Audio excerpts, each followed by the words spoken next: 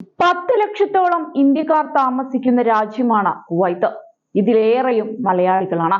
സമീപകാലത്ത് കടുത്ത അച്ചടക്ക നടപടികൾ സ്വീകരിക്കുകയാണ് കുവൈത്ത്.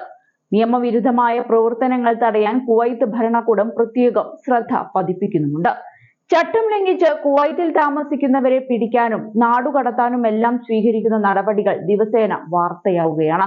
വിസിറ്റ് വിസയിലെത്തി കാലാവധി കഴിഞ്ഞിട്ടും മടങ്ങാത്തവർ പരിധി കഴിഞ്ഞുള്ള ഓരോ ദിവസത്തിനും 10 ദിനാർ വീതം പിഴ കൊടുക്കേണ്ടി വരും.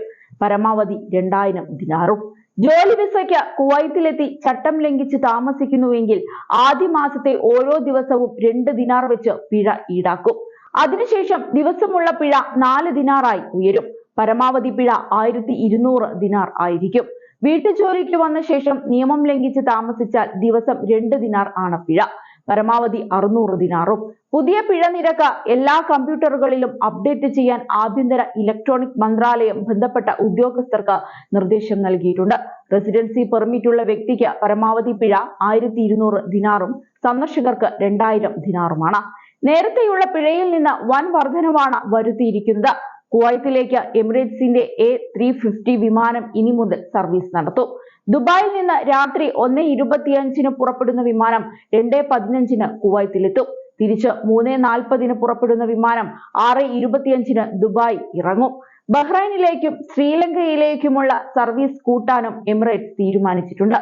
രാവിലെ 8:20 ദുബായിൽ നിന്ന് ബഹ്റൈനിലേക്ക് പുറപ്പെടും. തിരിച്ചുള്ള വിമാനം 10 മണിക്ക് പുറപ്പെട്ട 12:15 ദുബായിലേക്ക് മടങ്ങും. 1989 മുതൽ എമിറേറ്റ്സ് വിമാനം കുവൈത്ത് സർവീസ് നടത്തുന്നുണ്ട്. ആഴ്ചയിൽ 29 സർവീസുകളാണ് നടത്തുന്നത്. കഴിഞ്ഞ വർഷം ഒക്ടോബറിൽ ബോയിംഗ് 777 സീറ്റുകൾ കൂട്ടിയ പിന്നാലെയാണ് ഇപ്പോൾ A350 വിമാനം സർവീസ് ആരംഭിക്കാൻ പോകുന്നത്. അതേസമയം UAE-യിലെ അനധികൃത പ്രവാസികൾക്കും സന്ദർശകർക്കും അവരുടെ വിസ നില ശരിയാക്കാനോ പിഴ ഈടാക്കാതെ പോകാനോ അനുവദിക്കുന്ന പൊതുമാപ്പ് ഡിസംബർ 31 അവസാനിച്ചു. ജനുവരി 1 മുതൽ പൊതുമാപ്പ് കാലാവധി പ്രയോജനപ്പെടുത്താതെ രാജ്യത്ത് അനധികൃതമായി തുടരുന്ന പ്രവാസികൾക്കെതിരെ അധികൃതർ കർശന നടപടി സ്വീകരിക്കുമെന്ന് അറിയിച്ചിട്ടുണ്ട്. ദുബായിൽ മാത്രം 2,36,000 പേരാണ് പൊതുമാപ്പ് അവസരം പ്രയോജനപ്പെടുത്തിയത് എന്നാണ് വിവരം. രേഖകൾ ഇനിയും ക്ലിയറാക്കാനുള്ളവർ വേഗത്തിൽ പൂർത്തീകരിക്കണമെന്ന് അധികൃതർ ആവശ്യപ്പെട്ടിട്ടുണ്ട്. പൊതുമാപ്പ് കാലാവധി സെപ്റ്റംബർ 1 ആരംഭിച്ച് ഒക്ടോബർ 31 അവസാനിപ്പിക്കാനായിരുന്നു ആദ്യം തീരുമാനിച്ചത്. എന്നാൽ അവസാന ദിനം ഇത് ഡിസംബർ 31 നീട്ടി നൽകുകയായിരുന്നു.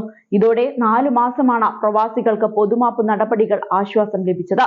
55,000-ത്തിലധികം പേർ ഇക്കാലയളവിൽ രാജ്യം വിട്ടിട്ടുണ്ട്. ബാക്കിയുള്ളവർ വിസ നില ശരിയാക്കി പുതിയ ജോലി നേടുകയും ചെയ്തു. നിയമലംഘനം നടത്തുന്നവർക്കെതിരെ നിയമ നടപടി സ്വീകരിക്കുന്നതിന് സർക്കാർ പങ്കാളികളുമായി സഹകരിച്ച് പരിശോധനാ ക്യാമ്പയിനുകൾ ശക്തമാക്കാനും അതോറിറ്റി പദ്ധതിയിടുന്നുണ്ട്.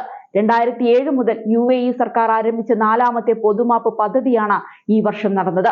അവസാന പൊതുമാപ്പ് 6 വർഷം മുൻപ് ഓഗസ്റ്റ് 1 മുതൽ 2018 ഒക്ടോബർ 31 വരെ 90 ദിവസമായിരുന്നു.